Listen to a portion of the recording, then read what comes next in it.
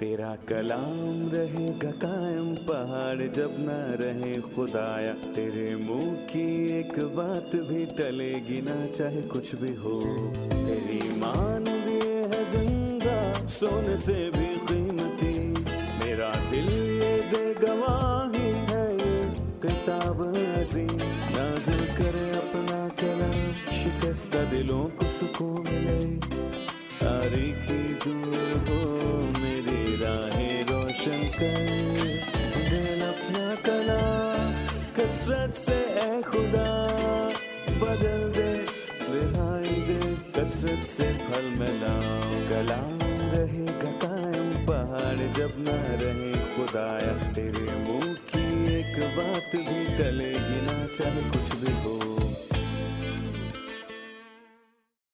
عزیز ناظرین، میں Ayad Zarif آپ سب دیکھنے والوں کو ہمارے روز کے بائبلی مطالعہ پروگرام کی اس نئی قسط میں خوش آمدید کہتا ہوں۔ اس مطالعے میں ہم بائبل کی تمام کتابوں یعنی پیدائش سے مکاشفہ تک کا تفصیلی مطالعہ ہر سوموار سے جمعہ تک پیش کرتے ہیں۔ ہم 22ویں باب کی 32ویں آیت تک پہنچ چکے ہیں۔ آج کی قسط میں ہم خدا کے فضل سے 33ویں اور 34ویں باب کا مطالعہ مکمل کریں گے۔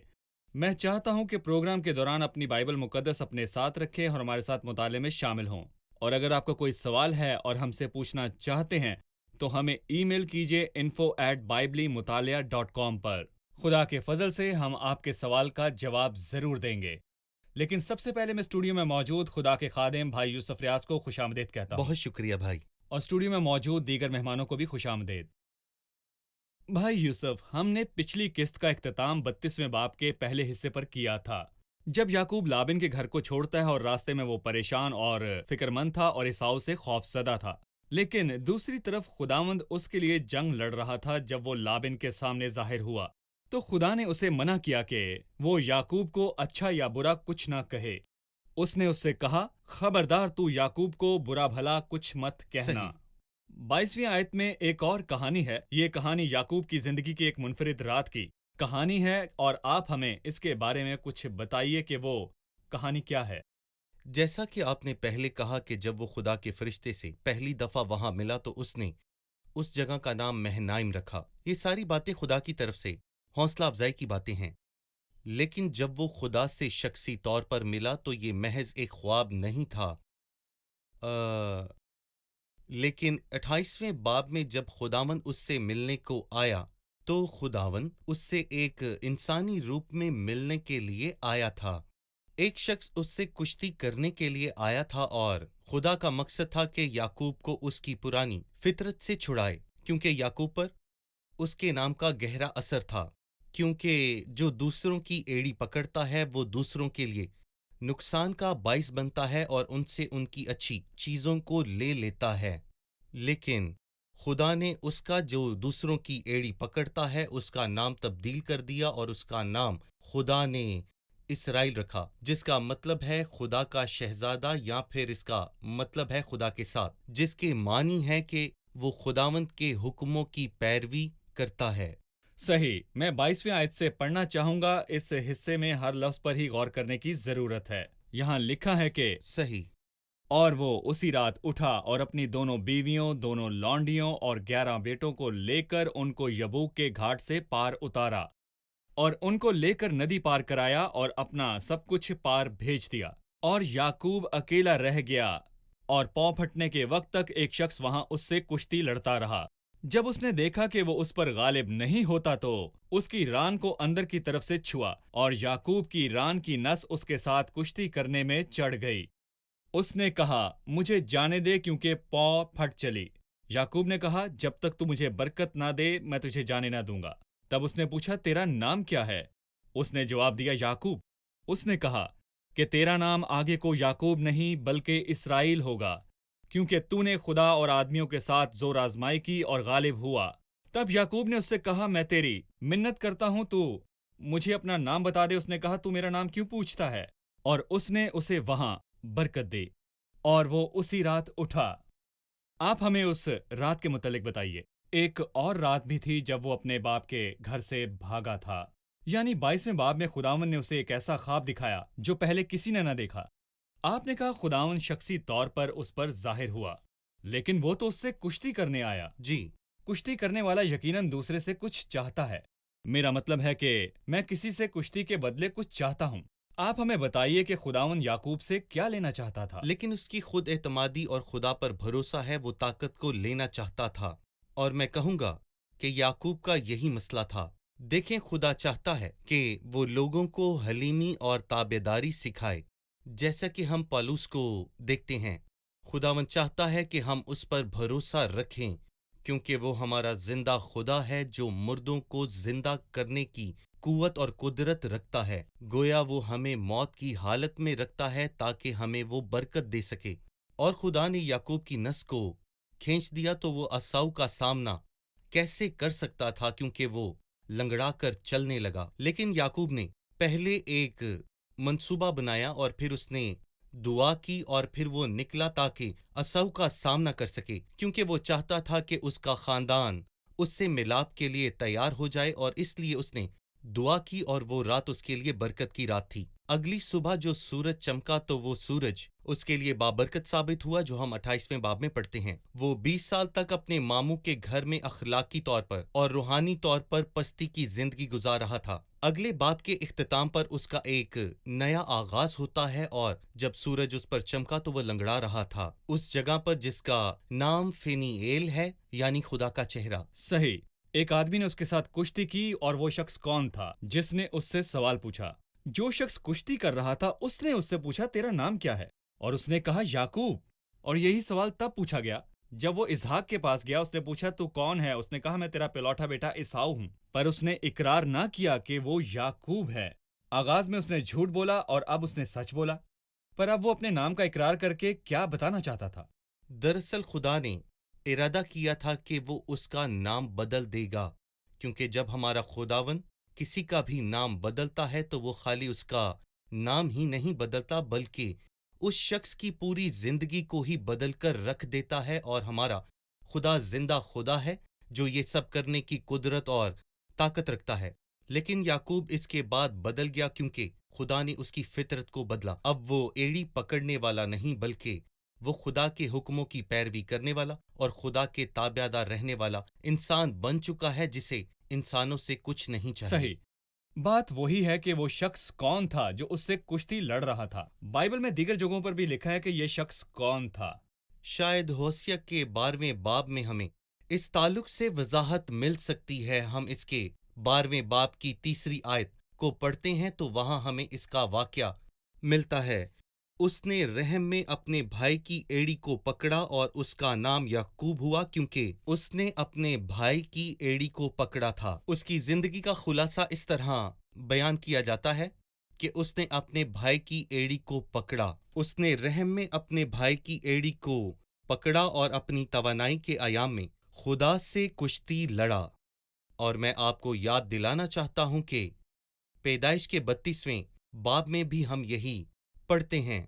उसने फरिश्ते से कुश्ती की और उस पर गालिब रहा। दर हकीकत हम पढ़ते हैं कि वो उससे जीता नहीं था, बल्कि हकीकत में यूं हुआ, जब उस फरिश्ते ने जो उससे कुश्ती लड़ रहा था देखा कि ये हार मानने को तैयार नहीं है, तो उसने याकूब की रान को अंदर से छुआ और याकूब लंगड़ा कर चलने लगा और खुदा उसकी खुद एतमादी को खत्म करना चाहता था। हम ज़बूर 104 में पढ़ते हैं कि खुदा पहाड़ों को छूता है और उनसे धुआं उठने लगता है। इसका मतलब है कि वो फरिश्ता उस पर गालिब रहा। वो किस तरह गालिब आया, यही फतह है। उसने रोकर सही। मिन्नत और समाजत की कि मुझे जाने दे।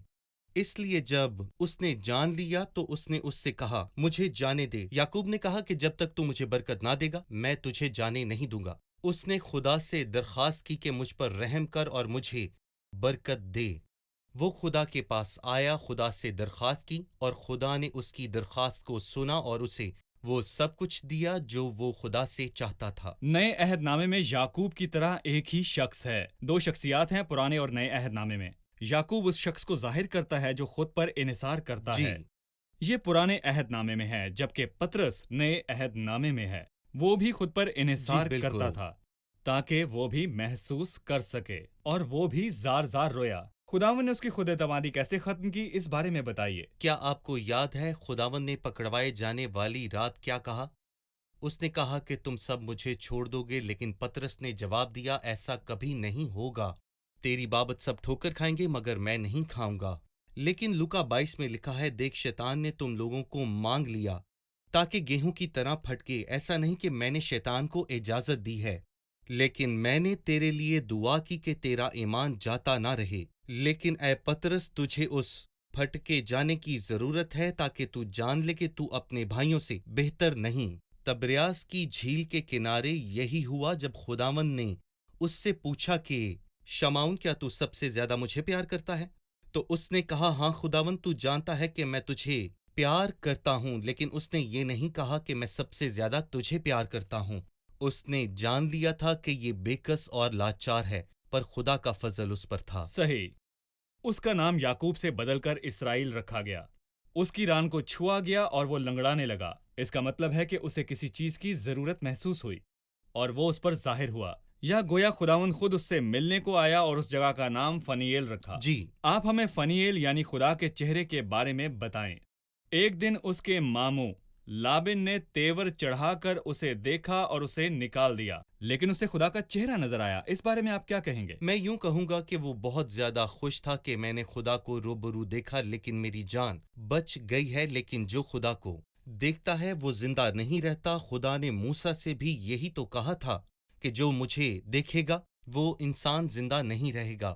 لیکن یعقوب خوش تھا کہ میں نے خدا کو دیکھا اور زندہ ہوں۔ میں یعقوب کے لنگڑانے پر کچھ کہنا چاہتا ہوں۔ جب تک اس نے فرشتے سے کشتی نہ کی تب تک وہ سیدھی راہ پر نہیں چلا تھا۔ جب لنگڑانے لگا تو سیدھی راہ پر چلنے لگا، اور جب بینائی چلی گئی تو وہ بہتر طریقے سے دیکھنے لگا تھا۔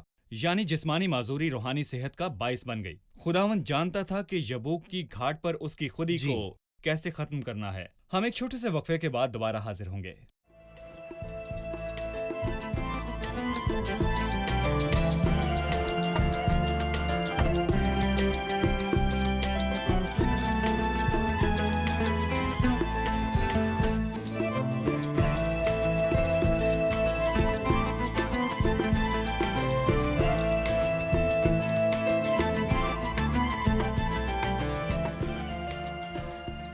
بھائی، جیسے کہ خدا نے ابرام کا نام تبدیل کر کے ابراہم رکھا، اس کے بعد اس نے ابرام نہیں بلکہ ہمیشہ ابراہم کہا، لیکن 33ویں باب میں لکھا ہے کہ یعقوب نے اپنی آنکھیں اٹھا کر دیکھا، اگرچہ کہ اس کا نام بدل کر اسرائیل رکھا گیا تو اسے دوبارہ یعقوب کیوں کہا گیا؟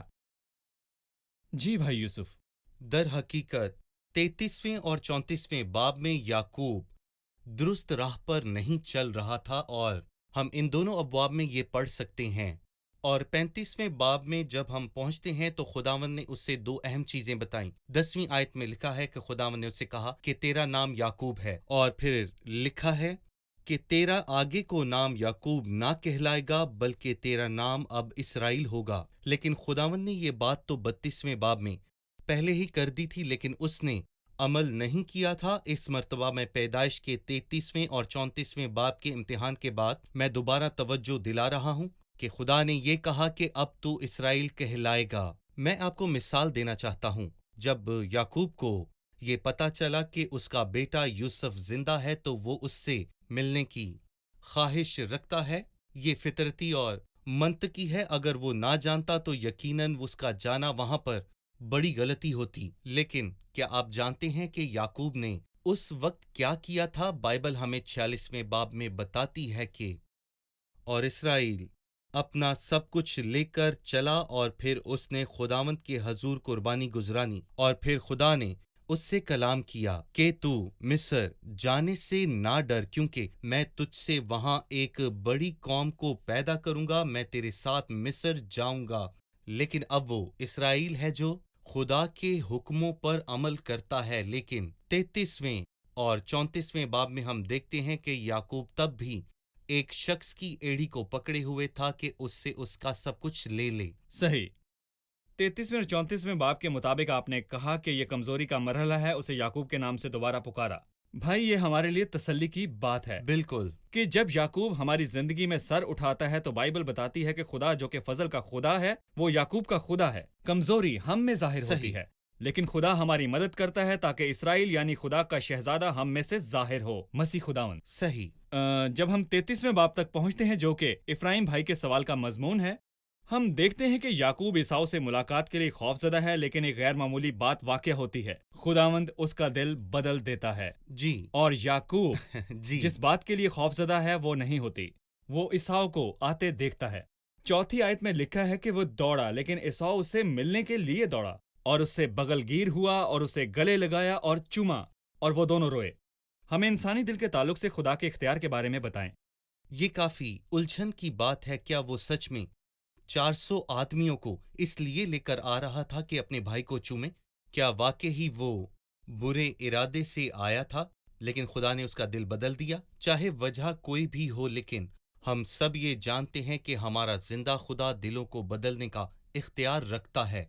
इमसाल की किताब हमें बताती है कि बादशाह का दिल खुदावंद के हाथ में है और वो उसको पानी के नालों की मानिंद जिधर चाहे फेरता है। इसका मतलब है कि खुदा इंसानी दिल पर इख्तियार रखता है, फिर चाहे असाऊ ही क्यों ना हो जो अपने भाई को कत्ल करने का इरादा रखता था। लेकिन खुदा जो तमाम चीजों पर इख्तियार रखता है और वो दिलों को बदलने की कुदरत रखता है। खुदा ने असाऊ का दिल ही नहीं बदला बल्कि बहुतों के दिल बदले हैं। खुदावन ने साउल का दिल बदला और कोई भी नहीं जानता था कि साउल बदल कर अब पालूस रसूल बन गया है। आपने कहा कि 33वें बाब में याकूब कमजोरी की हालत में जी। था।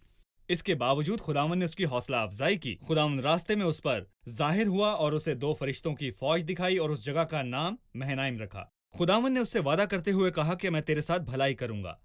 लेकिन 10वीं आयत में लिखा है कि याकूब ने कहा, नहीं, अगर मुझ पर तेरे करम की नजर हुई है तो मेरा नजराना मेरे हाथ से कबूल कर, क्योंकि मैंने तो तेरा मुंह ऐसा देखा जैसे कोई खुदा का मुंह देखता है और तू मुझसे राजी हुआ। मेहरबानी से मेरा नजराना कबूल कर। याकूब ने अपने भाई असाव से कहा, जब मैंने तेरा चेहरा देखा जैसे कोई खुदा का मुंह देखता है। भाई यूसुफ, आप इस बारे में क्या कहेंगे? मैंने आपसे पहले भी कहा था कि 33वें और 34वें बाब में याकूब दुरुस्त राह पर नहीं चल रहा था और इसी वजह से 34वें बाब में उसे वहां से भागना पड़ा था। लेकिन खुदावन 35वें बाब में अपने बड़े फजल से जाहिर हुआ और फिर वो सीधी राह पर चलने लगा। दर हकीकत जो आयत आपने पढ़ी, बस एक यही आयत नहीं जो मुझे उदास करती है। मैंने तो तेरा मुंह ऐसा देखा जैसे कोई खुदा का मुंह देखता है। खुदा का चेहरा देखना, ये तुम क्या फजूल सी बात मेरे साथ कर रहे हो? दर हकीकत जब ईमान कमजोर होता है तो इंसान इस तरह की बेतुकी बात कर ही लेता है। हम सुनते हैं कि वो कम से कम 5 मर्तबा ये कहता है कि मेरा खुदावंद और तेरा खादिम याकूब, तेरी माँ के बेटे तेरे आगे झुकेंगे और तू अपने भाइयों के लिए खुदावंद की तरह है। वो बड़े थे लेकिन खुदावंद से दूर थे। खुदावंद कुछ भी करने पर कादिर है, इसलिए मोहतात रहें। सही। याकूब बैतेल की तरफ जा रहा था लेकिन वो वहां ना पहुंचा। उसने अपने भाई असाव से वादा किया कि मैं शईर तक तेरे पीछे आऊंगा, लेकिन वो शईर तक उसके पीछे ना गया। 17वीं आयत में लिखा है कि और याकूब सफर करता हुआ सुकात में आया और अपने लिए एक घर बनाया और अपने चौपाओं के लिए झोंपड़े खड़े किए और इसी सबब से उस जगह का नाम सुकात पड़ गया। बताइए कि सुकात में रुकने का क्या मतलब है? खुदावंद ने बाइबल मुकद्दस के पैदाइश के 25वें बाब में पहले ही ये कह दिया था कि याकूब एक सादा मिजाज इंसान है जो डेरों में रहना पसंद करता है और वो माँ का लाडला बेटा है। और इब्रानियों के खत में हम पढ़ते हैं कि अब्राहम ने याकूब और इसहाक के साथ खैमों में सकूनत की थी और याकूब को खैमों में रहने वाला बताया गया है। लेकिन वो यहाँ पर क्या कर रहा है? वो यहाँ पर घर बना रहा है। जैसा कि आपने तवज्जो दिलाई है कि ये बहुत ही ज्यादा अफसोस की बात है कि उसने अपना वादा पूरा नहीं किया, और इससे भी गलत बात यह है कि उसने अपने भाई से दूर जाने का फैसला किया। खुदा ने कहा कि उठ और बैत एल को वापस जा, लेकिन वो बैत एल जाने की बजाय सकूत चला गया और वहां घर बनाया। शुक्रिया। हम एक छोटे से वक्फे के बाद दोबारा हाजिर होंगे।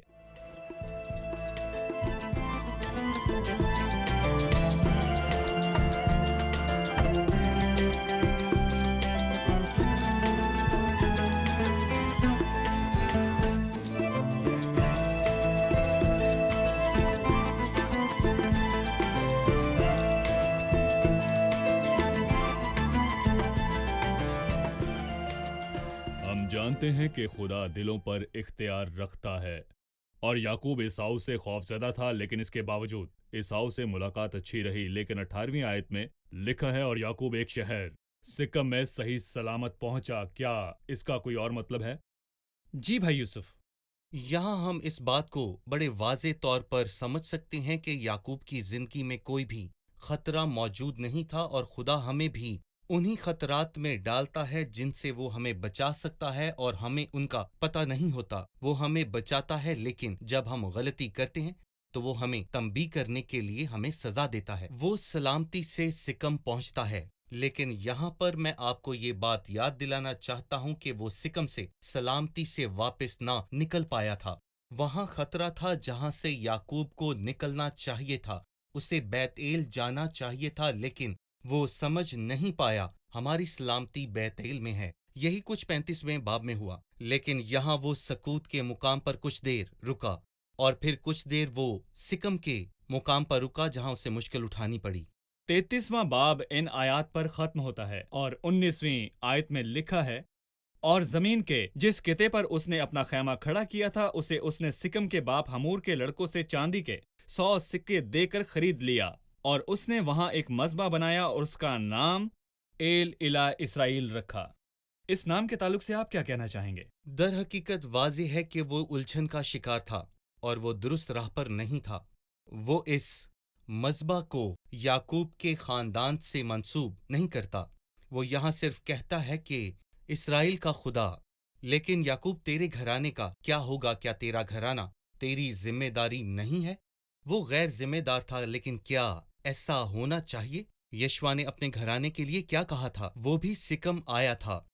इसके बारे में हम यशवा के 24वें बाब में पढ़ सकते हैं, और उसने शानदार अल्फाज कहे, सो अब रही मेरे और मेरे घराने की बात, सो हम खुदावंद की परस्तिश करेंगे। लेकिन याकूब अकेला ही खुदा की परस्तिश करता था, लेकिन उसके घराने का क्या होगा? क्योंकि वो अकेला खुदा के आगे झुकता था। उसके खानदान वाले खुदा को नहीं जानते थे, जिसके बारे में हम 34वें बाब में पढ़ते हैं।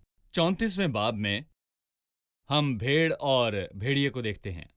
भेड़ दीना है जो कि याकूब की बेटी है, जी, जिसके लिए वो मुस्तकबिल को महफूज बनाना चाहता है। जब जी। वो उस जगह के करीब पहुंचा, वो वहां घर बनाकर रहना चाहता था। वो अपने बच्चों के मुस्तकबिल को महफूज बनाना चाहता था, लेकिन दीना उस मुल्क की लड़कियों को देखने को बाहर गई, लेकिन वो भेड़िए का शिकार हो गई। हमें इस वाक़े के मुतल्लिक बताइए। ये एक अफसोसनाक वाक़या है जिस पर हम बात कर सकते हैं। वो एक मासूम लड़की थी जो रात को बाहर निकली और वो एक भेड़िए का शिकार हो गई। वो बाहर किसी को देखने गई थी, लेकिन उसने कुछ गलत ना किया। वो मुल्क बहुत ही बुरा मुल्क था। जब आप किसी फिसलने वाली जगह पर चलें तो आपको एहतियात करनी पड़ती है कि मुझे कहाँ अपना पाँव रखना चाहिए और कहाँ नहीं रखना चाहिए। वो लड़की बहुत ही मासूम थी, उसकी कोई भी गलती नहीं थी। वो बहुत ही मासूम और सादा लड़की थी, बिल्कुल अपनी दादी रिबका की तरह और अपनी परदादी सारा की तरह। अगर खुदावन उनकी हिफाजत ना करता तो वो दोनों भी बर्बाद हो जातीं। वो अपने शौहरों के साथ थीं, और यहाँ पर ये अकेली लड़की एक बदकार मुल्क में थी। और बाइबल बताती है कि वो बुत परस्तों की ईद का एक बड़ा दिन था और बदी अरूज पर थी। ये लड़की मासूम थी और बस चहलकदमी करने के लिए बाहर निकली, लेकिन इसका अंजाम अच्छा नहीं था। जैसा कि आपने कहा कि भेड़िया घात लगाए बैठा था, वो वापस आई, और जब वो वापस आई तो उसकी हालत वैसी नहीं थी जैसी वो घर से निकली थी। वो ऐसी यादों को वापस लेकर आई थी जिसे एक लड़की मरते दम तक कभी भी नहीं भूल सकती। वक्त की कमी के बायस मैं सिर्फ यही कहूँगा, इस कहानी में मुख्तलिफ लोगों ने गलतियाँ की। दीना घर से निकली के मुल्क की लड़कियों को देखे। आपने इस रवैये के ताल्लुक से आगाही भी दी है। एक बदकार शख्स आता है और उस लड़की को देखता है और उससे जिनसी ज्यादती करता है। हम इस किस्म के रवैये से कैसे आगाही हासिल कर सकते हैं? और याकूब के बेटों का रवैया भी कुछ इसी तरह का था। आप इसके बारे में क्या कहेंगे? सबसे पहले मैं ये कहना चाहता हूँ कि वो लड़की गलती पर थी और ना ही उसे कोई बताने वाला था कि वहां से बाहर अकेली यानी ना कि उसके जाए। खानदान ने भी गफलत का मुजाहिरा किया। गफलत सही, थी, उनमें नज़्म व यकीनन ज़ब्त की कमी थी। सही। ہمیں اس بات کا ثبوت نہیں ملتا کہ اس نے کسی سے اجازت لی یا پھر اس کے ساتھ کوئی گیا تھا۔ یہ بالکل بھی اچھی بات نہیں تھی اس طرح کی جگہ میں اکیلے نکلنا۔ جس شخص نے اس کے ساتھ زیادتی کی وہ سکم کا تھا اور ہمور کا بیٹا تھا۔ اس نے پہلے اس کے ساتھ زیادتی کی اور پھر اسی کی محبت میں اس کے خاندان سے اس کا رشتہ مانگا۔ وہ کس قدر بے وقوف انسان تھا، اور جو کچھ ہوا وہ اس کا حقدار تھا، اور اس کا خمیازہ پورے شہر کو بھگتنا پڑا کیونکہ اس شہر کی آنکھوں کے سامنے یہ سب کچھ ہوا تھا۔ لیکن میں یہاں پر یہ کہنا چاہتا ہوں کہ شمعون اور لاوی نے بدی سے غضب کا کام کیا۔ انہوں نے کیا کیا تھا؟ ہم پیدائش کے 6 باب میں پڑھتے ہیں کہ زمین بدی سے بھر گئی تھی، لیکن یعقوب کے بیٹے شمعون اور لاوی کا بھی یہی حال تھا، اور ہم یہ جانتے ہیں کہ انہوں نے گناہ کیا اور وہ ان کو مرتے دم تک نہ بھولا۔ اس لیے پیدائش کے 49ویں باب میں لکھا ہے کہ ان کو برکت دیتے ہوئے اس نے یہ کہا کہ شمعون اور لاوی دونوں بھائی بھائی ہیں، لیکن ان کی تلواریں ظلم کا ہتھیار ہیں۔ اے میری جان ان کے مشوروں میں شریک نہ ہو، اے میری بزرگی ان کی مجلس میں شامل نہ ہو۔ انہوں نے اپنے غضب میں لوگوں کو مارا تھا، اور میں افسوس سے یہ کہنا چاہتا ہوں کہ جو وہ چاہتے تھے اس کے لیے انہوں نے ان سب سے کہا کہ تم اپنے ختنے کرواؤ یہ اور سیاست پھر ہے۔ تم ہم میں شامل ہو پاؤ گے۔ سکم کے لیے وہ لڑکی بہت اہم تھی، لیکن اس کے باپ کے لیے ان سے تجارت کرنا بہت اہم تھا۔ اس نے سوچا کہ ہم اکٹھے رہیں گے اور ہم سب مل کر یہاں ایک دوسرے کے ساتھ تجارت کریں گے۔ شمعون اور لاوی کے لیے انتقام سب سے اہم تھا۔ اس پوری کہانی میں خدا کہاں تھا؟ خدا نہیں تھا۔ اس باب کا اختتام المناک ہے کیونکہ خدا اس ایمان کے گھرانے کے ساتھ موجود نہیں تھا۔ بہت شکریہ بھائی یوسف، ہم پروگرام کے اختتام پر پہنچ چکے ہیں۔ آئے جی مہمانوں ضرور، سے آج کیوں کے نہیں۔ پروگرام کی رائے جانیں۔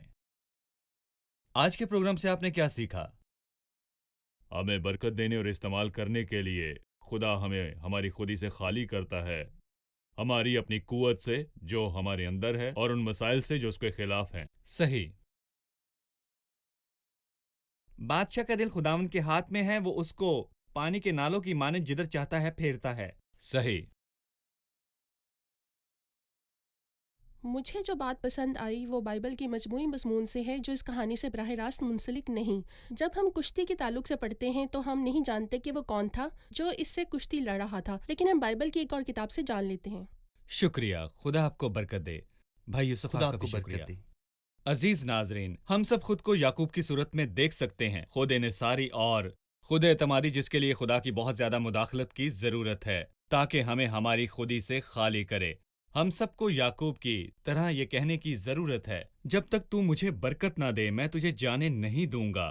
خود کو خداوند کے اختیار اور قوت کے نیچے رکھیں، خود پر بھروسہ نہ کریں اور نہ ہی ان پر بھروسہ کریں جو آپ کے آس پاس رہتے ہیں، بلکہ زندہ خدا پر بھروسہ کریں اور اسی سے رہنمائی حاصل کریں اور اس کے احکامات پر چلیں۔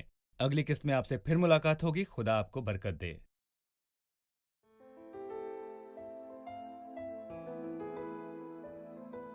تیرا کلام رہے گا قائم، پہاڑ جب نہ رہے خدایا، تیرے منہ کی ایک بات بھی ٹلے گی نہ چاہے کچھ بھی ہو۔